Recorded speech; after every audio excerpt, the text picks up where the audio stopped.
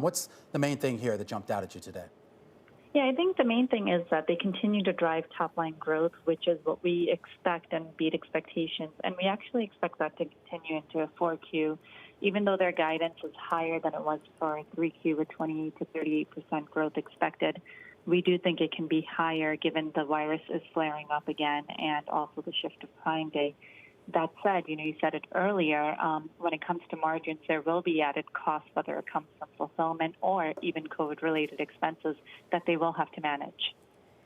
Talk to us about that, because they've increasingly not become an e-commerce company. They're a freight, they're a logistics, they're a transportation company. Are there any concerns about the cost side of that? Yeah, I mean, there obviously are. It's more expensive to ship goods, and Amazon has made promises to ship same day and 2 day to most of its customers. So we think as it makes those efforts, especially in a season where demand is going to be significantly higher than we've ever seen it in the past, given the lockdowns in place, we think they will have to pay more. We think it will be more expensive to get things to people quicker. In fact, in the release, they said they hired over 400,000 people since the beginning of the year. So there's also more people being added to fulfill these packages that they're delivering.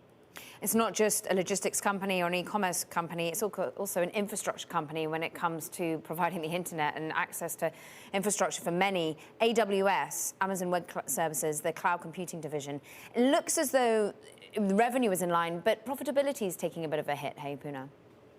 Yeah, I mean, AWS, we continue to believe that they'll continue to drive growth there and even profitability. It has good profit margins, and based on what we're seeing with competition, we think, they could run into some small blips here, but in the longer run, the opportunity is still very big for Amazon to continue to win in the space, both from a top line and a profitability perspective. One interesting thing, at least for me personally, Poonam, was during the COVID lockdowns, I actually started buying from a lot of places other than Amazon, primarily because Amazon had shut down the ability to buy certain products that were non-essential. And it kind of opened my eyes to the fact that a lot of other retailers out there seem to have finally figured out the online sales game much better than what they had figured out prior.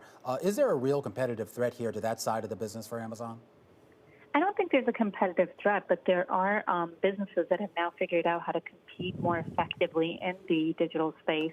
And we've seen that with Shopify's results where, they've onboarded many new businesses to help them fulfill their own sales through the digital platform. That said, once Amazon has its Prime members, once you have that Prime membership, and that's what we'll really be looking to see, if they say on the call for Prime Day how many new members they actually attracted during that sale. And if the numbers continue to show robust gains, we're not fearful that Amazon will lose share to brick-and-mortar retailers that have made a bigger play on the digital space. Poonam, what is the regulatory overhang on this company?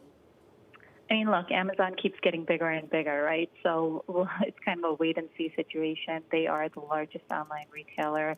They are also one of the largest cloud retailers, especially when it comes to infrastructure. So our litigation analysts would have more to say on that, but I think they're definitely getting bigger and will continue to get bigger.